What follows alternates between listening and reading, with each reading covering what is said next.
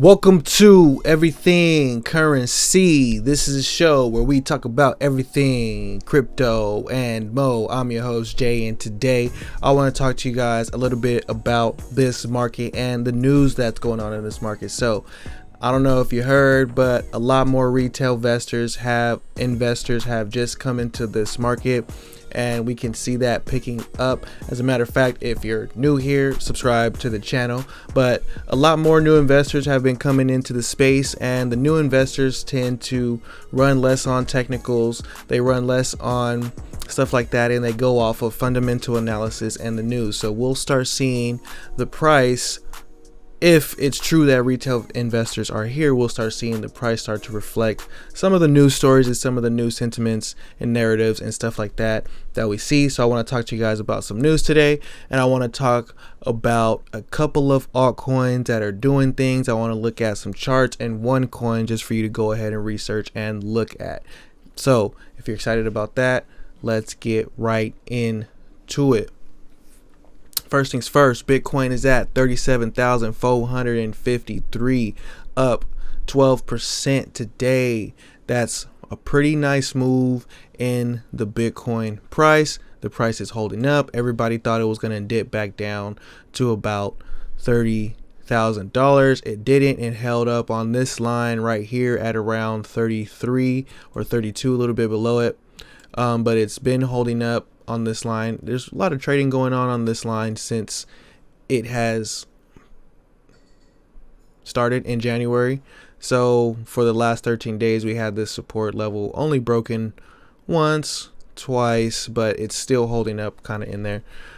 So these are the levels that I have marked off where I want to see Bitcoin stay above. 33,000 is where I start feeling like but 29,000 is where I start to feel like, okay, we're getting into bearish territory. What's going on? So a little bit on Bitcoin real quick. Bitcoin news anyway, or crypto news. OCC chief Brian Brooks is stepping down today, but before he steps down, his departure came one day after the federal bank regulator granted crypto custodian Anchorage a conditional trust charter, making it the first crypto native national bank. What? Crypto national bank? Oh man, this is crazy. I don't know. This is crazy. The market is just looking super good right now when it comes to stuff like that, because we see it moving ahead. More news with the same type of sentiment. New Bitcoin ETF application is filed in Canada. So not only are we seeing things happening here in the US, things are happening in the in Canada. They're trying to file for this ETF, and it's going to be custodied by Gemini, I believe. And that's always good for Bitcoin. Just more people will be able and have access to Bitcoin. And last bull run, the ETF hype was the main hype of the bull, and everyone said, oh, there's going to be an ETF happening, VanEck and all these other people, and they kept getting denied. But other countries are approving the applications for ETFs. So hopefully that happens over in Canada, and that could be good for Bitcoin. The next thing I want to talk about is, let's look at this DOS chart. So right here, not really much happening.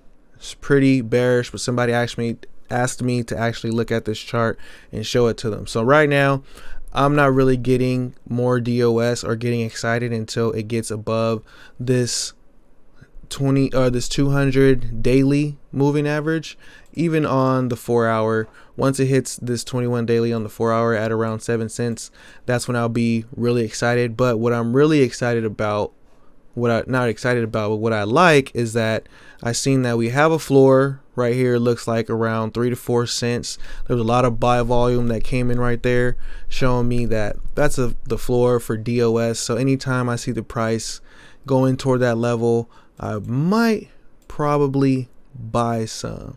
Now, this is where I stop the video and say this is not financial advice. What you do with your funds is your own responsibility. Invest wisely and never spend more than you can afford to lose on a cryptocurrency. Also, never send cryptocurrency anywhere and expect to get it back.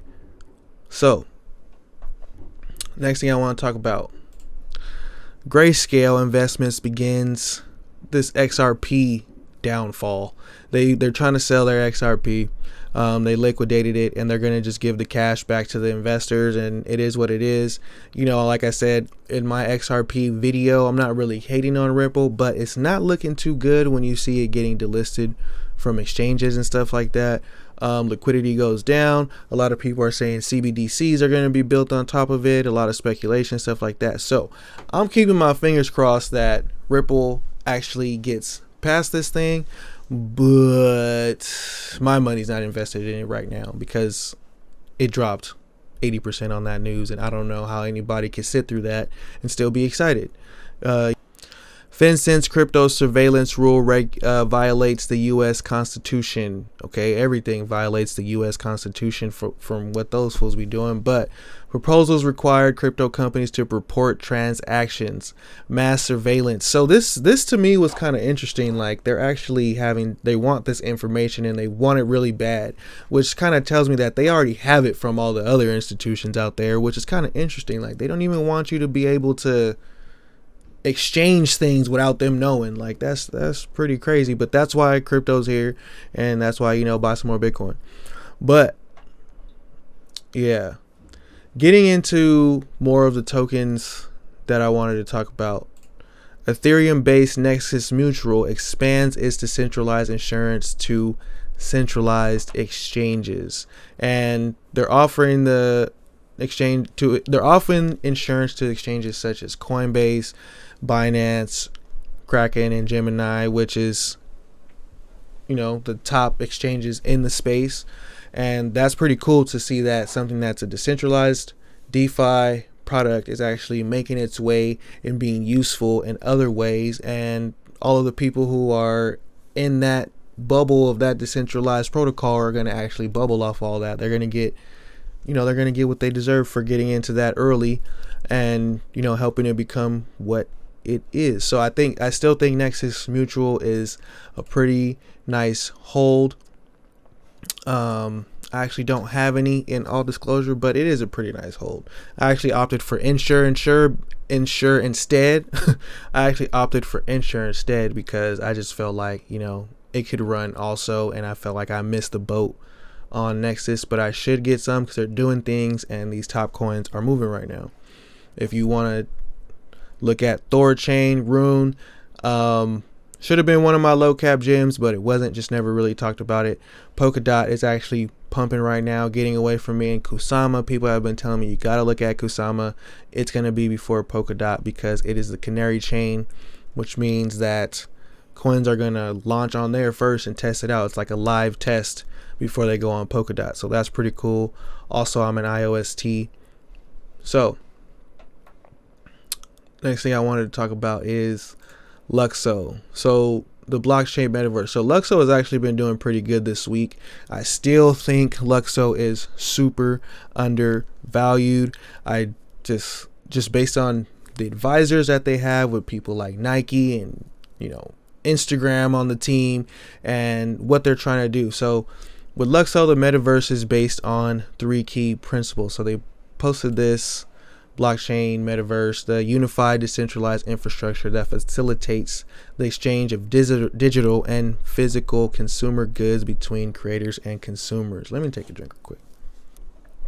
The Luxo metaverse is based on 3 principles. Identification. So I always talk about we need a way to identify ourselves, especially in DeFi when we're doing lending, borrowing, and stuff like that. We can't just have people running off, but it has to be decentralized because we don't want anybody getting the data. So I think Luxo is going to do something nice there. Virtualization, such as the thing you've seen like with the fashion that I posted before. I'll actually try to post a link to that video where I talked about the project that they're working on with the virtualization of fashion products and also tokenization. I've been talking about it. Gotta believe in tokenization. It is what blockchain and smart contracts is here to do when it comes to finance. Tokenization is pretty big. Tokenizing cars, tokenizing houses and boats and anything, bets. stocks, whatever. Last thing I want to say is check out UTU. I'm not even going to tell you why yet, because you got to do your own research, but check it out. It's a pretty interesting project, and I think you guys might be interested in that. So utu.io. Like and subscribe, turn on post notifications, check out the website everythingcurrencycrypto.com. Got some NFTs on there. You can also join the Telegram group from there. The Telegram group is open right now. The Everything Currency Telegram group is open right now. Going to be closing pretty soon. So till next time, peace.